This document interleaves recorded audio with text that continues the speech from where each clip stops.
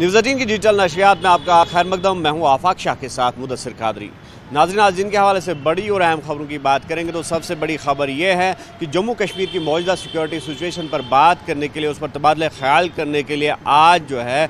LG Manoj Sinha की सरबराही में unified headquarters की एक अहम मीटिंग जो है वो हो रही है, और जिसमें न सिर्फ फौज या फिर पैरामिलिट्री फोर्सेस के आला अफसरान शिरकत करेंगे बल्कि जम्मू कश्मीर पुलिस के DGP और दीगर जो आला अधिकारी हैं तो वो भी इस मीटिंग में शिरकत करेंगे। और साथ ही साथ नॉर्दर्न कमांड जो कि आर्मी की बेस है, तो आर्मी के नॉर्दर्न कमांड के GOC जो है लेफ्टिनेंट जनरल प्रतीक शर्मा, वो भी इस मीटिंग का हिस्सा जो है वो बन रहे हैं। तो कुल मिलाकर अगर ज़राए की बात करेंगे, जो मौजूदा सिक्योरिटी सिचुएशन बनी हुई है जम्मू कश्मीर में, उस पर जो है थ्रेड बेस्ड डिस्कशंस होंगे और उस पर जो तबादला ख्याल है वो भी होगा। और साथ ही साथ जिस तरह से लद्दाख में हम देख रहे हैं कि किस तरह का माहौल बना हुआ है, लॉ एंड ऑर्डर डिस्टर्ब हुआ था, और जो सिक्योरिटी सिचुएशन वहाँ की है उसका इम्पैक्ट जम्मू कश्मीर पर क्या पड़ता है, इस पर भी चर्चा होगी। और बॉर्डर्स की अगर हम बात करेंगे, वहाँ पर क्या किसी किस्म की एस्केलेशन है, क्या कोई चांस है दरअंदाजी का, क्योंकि जिस तरह से हम देख रहे हैं कि अभी जो मौसम है वो ड्राई बना हुआ है, खुश्क बना हुआ है। और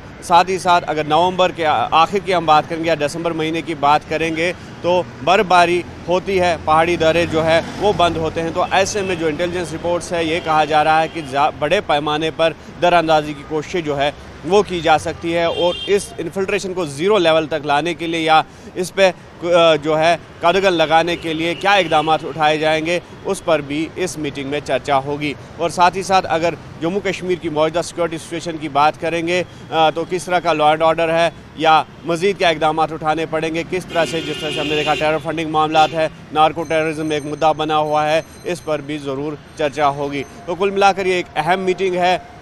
और इस अहम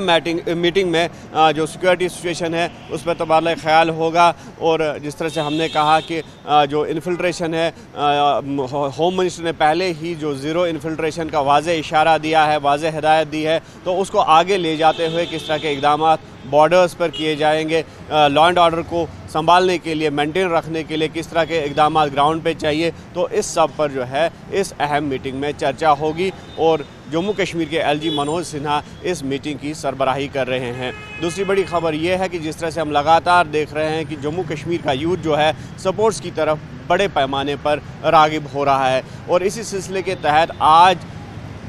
जम्मू कश्मीर या फिर श्रीनगर की अगर हम बात करेंगे, श्रीनगर से 3rd पेंचक स्लैट एशियन गेम्स जो है उनका इनेकाद हो रहा है, और बाज़ाब्ता तौर पर जम्मू कश्मीर के वज़ीर आला उमर अब्दुल्ला इन गेम्स का इफ्तिताह इंडोर स्टेडियम श्रीनगर से करेंगे। और इस चैम्पियनशिप में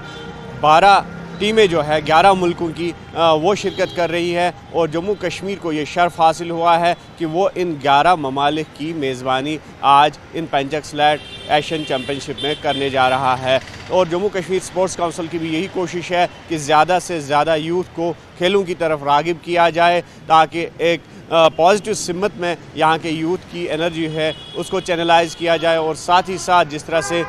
यहाँ की कैरियर अपॉर्चुनिटीज़ की हम बात करेंगे तो स्पोर्ट्स की तरफ ज़्यादा से ज़्यादा यूथ राग़िब हो रहा है, ताकि एक बेहतर नशोनुमा के साथ साथ बेहतर समाज की तामीर भी मुमकिन हो, और साथ ही साथ जो कैरियर अपॉर्चुनिटीज़ है वो भी उनको बेहतर से बेहतर मिल सके खेलों के माध्यम से। तीसरी बड़ी खबर यह है कि लगातार हम देख रहे हैं कि जो हालिया सैलाबी सूरत हाल पैदा हुई थी,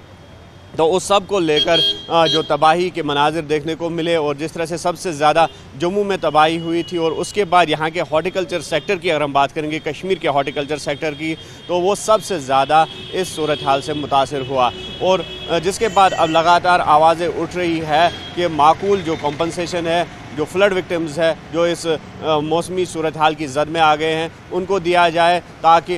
ये वक्ती तौर पर इनको एक मुआवजा मिल जाए, और ये कहीं ना कहीं जो फ्लड विक्टिम्स है या फिर जो मुतासरीन है उनकी रिहेबिलिटेशन के लिए भी इकदाम उठाए जा सके। हालांकि सेंटर ने पहले ही SDRF के तहत एक पैकेज जो है वो अनाउंस किया है, लेकिन जो यहाँ के सियासी लीडरान हैं उनका ये कहना है कि वो पैकेज जो है वो काफ़ी कम है। लेकिन ज़रूरत इस बात की है कि अब सेंटर को एक मेगा कॉम्प्रहेंसिव पैकेज जो है वो जम्मू कश्मीर के हक़ में देनी चाहिए, उसका ऐलान किया जाना चाहिए, ताकि जो फ्लड मुतासरीन है, जो मौसमी सूरत हाल की वजह से यहाँ का हॉर्टिकल्चर सेक्टर, एग्रीकल्चर सेक्टर तबाह हुआ है, तो उसको भी पटरी पर वापस लाया जा सके। और साथ ही साथ टूरिज़म की बात करेंगे तो टूरिज़म लगातार जो है ग्राफ डिक्लाइन पे है। ऐसे में लगातार टूरिज़म स्टेक होल्डर्स की ये कोशिश है कि ज़्यादा से ज़्यादा सयाहों को इस तरफ रागिब किया जाए कश्मीर की तरफ, ताकि अब जो ये सन्नत है आहिस्ता आहिस्ता वापस पटरी पर